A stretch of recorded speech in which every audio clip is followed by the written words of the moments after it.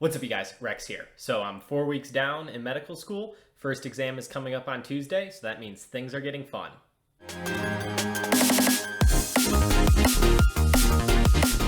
So I've survived my first 2 weeks of my real science courses. This is 4 weeks total of medical school. So first exam is coming up at the start of the next week, which normally would be a Monday, but Labor Day it's a Tuesday. So first exam is on Tuesday, and going forward, I'll have an exam every 2 weeks. But before I share my thoughts on my coming exam, I want to cover something cool I learned from this past week, and that's my plan going forward every Sunday is reflect on my week and share one cool thing I learned.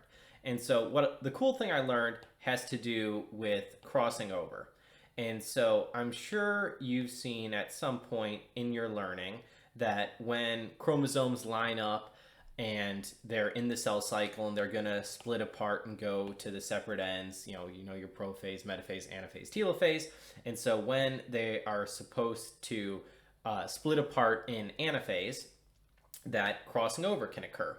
And so that's where you have sort of a chromosome like this and like that, and then you end up with something like this. And so then you have your mitotic spindles that split apart.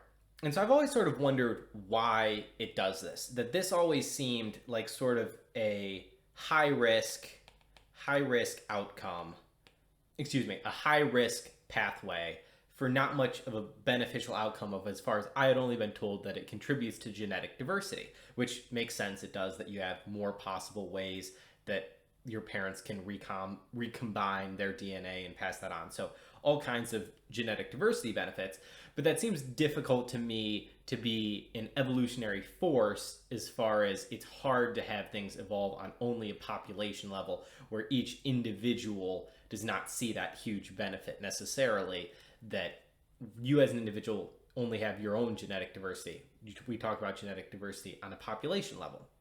But so what I did learn this week is that what actually happens is that while these are crossed over, you have these sort of additional connections of between the chromosomes, that these sort of additional bonds form. And so what this actually does is when your microtubules and mitotic spindles are trying to pull these chromosomes apart to opposite ends of the cell, these little junctions here provide another equal and opposite reaction to that actually somehow, which this, is some further thing that I hope I learned, but I have a feeling I won't, and so I might look it up on my own, that somehow these chromosomes sort of detect that equal and opposite force in this region. And so they learn that, okay, I need to go opposite that force. And it actually helps increase the chance of a proper splitting of these two chromosomes to occur. And that without crossing over, if there are no crossover events here, it's actually much more likely to have a non-disjunction occur.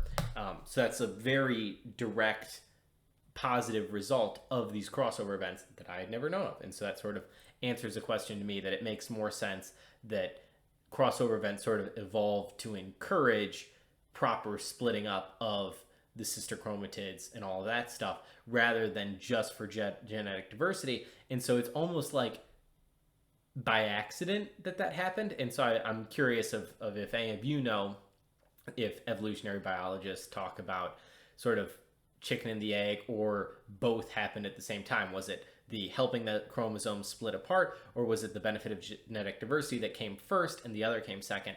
I don't know. I'm curious to learn. But that being said, so yeah, I've got my first exam coming up, and I gotta say I'm sort of just like chilling. Like I'm less stressed about this exam than most exams I've taken in my life, and I think that's a big part. It's pass fail, and I feel like it's likely going to be pass, and I really haven't studied much, and I'll study Monday, tomorrow, a significant amount. I'll pretty much study most of the day, and so I feel like that's going to be enough studying, and I'll feel good about it. And I'm really trying to take advantage of pass fail. I don't want to be trying to get a 95% on an exam just cause. I want to learn as in depth what I'm most interested in, what's most applicable, and I understand that it's not worth it to try to get 100%, that there's no benefit to that. And so I'm just sort of relaxing, and it's good. And a big part of that is that, like, I think it's a 50 question multiple choice exam that I need to get a 60% on to pass as a minimum. And so I need to get 30 questions right. And like if I was guessing, I'd probably get 10 right. So maybe I only need to know 20, 25, give or take, something like that. And I've had like 30 lectures over the last 2 weeks. And so with 30 lectures, that's like 1 to 2 questions per lecture they can ask about. So I only have to know this on the depth of boiling down all 30 lectures to 1 or 2 main ideas, which doesn't seem too bad. So I'm chill. I'm not too stressed.